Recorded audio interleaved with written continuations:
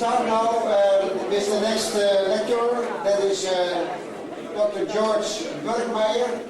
He is from Vienna, I think, from Austria at least. And I have heard about his work, and even from his father, yes. And he continued that. And one of his subjects is he was using active form, in my opinion, of the vitamin B3, NADH, and he had quite success with it. And tomorrow we shall see also speakers, and it's what counts is the activity of the substance, and not the presence, and that's maybe partly true, at least for his subject. Dr. George Birkmayer, please start. He was at our meeting more than 10 years ago in Amsterdam also, but now he brings new information. Thank you. Thank you, Dr. Vogelaar, for the kind invitation. As you mentioned, you invited me some 10 years ago to one of the first conferences to Amsterdam, and when you invited me for this year conference, I felt honored and accepted with great pleasure. So a cordial welcome to all of you. And for those of you who don't know too much about NADH, I want to give you an outlook, and I will separate my lectures into 3 parts. First, what is NADH? Second, what are the biological functions? And third, therapeutic application. Now, NADH is the biological form of hydrogen, and that tells you the story. It reacts with oxygen and emits water and energy, like a rocket fuel. The rocket fuel is hydrogen and oxygen and boosts the rocket into the air. And NADH is the cellular fuel to make energy in water. For the expert, NADH is nicotinamide adenine dinucleotide hydride. If you can recall that word after my lecture, you don't have any Alzheimer's dementia. So we do have a lot of NADH in our body. You know how often the heart beats per day? You can calculate very easily. 60 times 60 times 24. 85,000 times our poor heart has to pump every day for 70 years. So the heart has the highest NADH content because the heart needs the highest energy. The second organ which needs a lot of energy is the brain. 1/3 of the energy we do produce in our body is used up by our brain. Only some politicians use much less.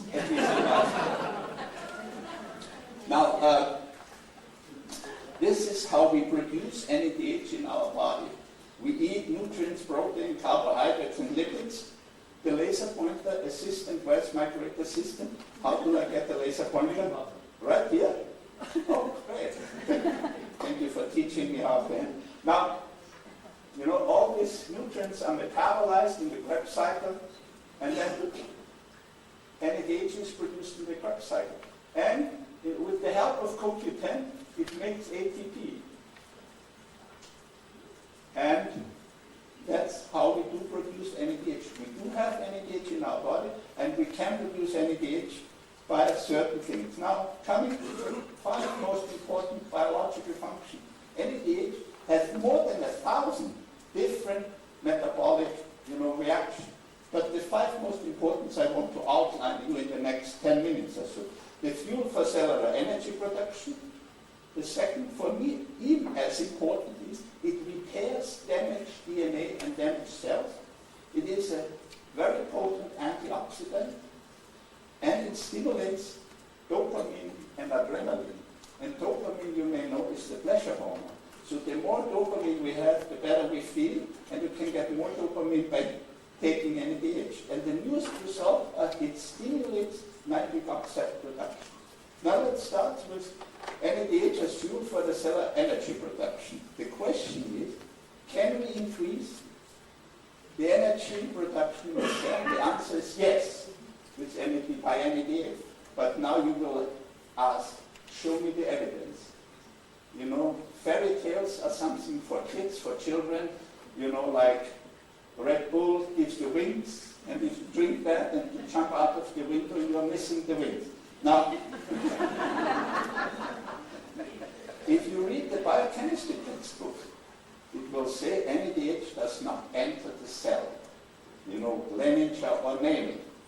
That was the dogma. And I keep telling my students, don't rely on dogmas. The probability of dogmas to be wrong is very, very high.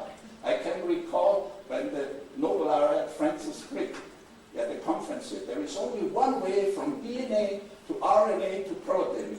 A year later, they discovered the reverse transcriptase. Now, what we did at the University of Graz, we took heart cells in tissue culture, and we incubated them with NADH.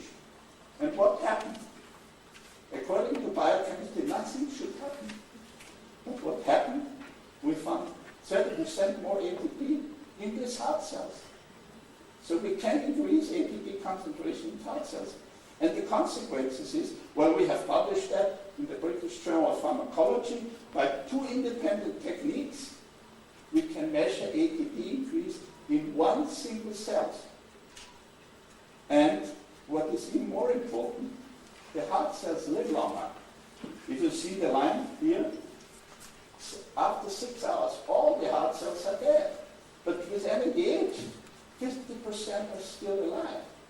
And I will even outline later on what that happens. Based on this result, we got a patent on prolonging the lifespan of cell, tissue, organs, and individuals by NADH, NADPH, and ADP ribose.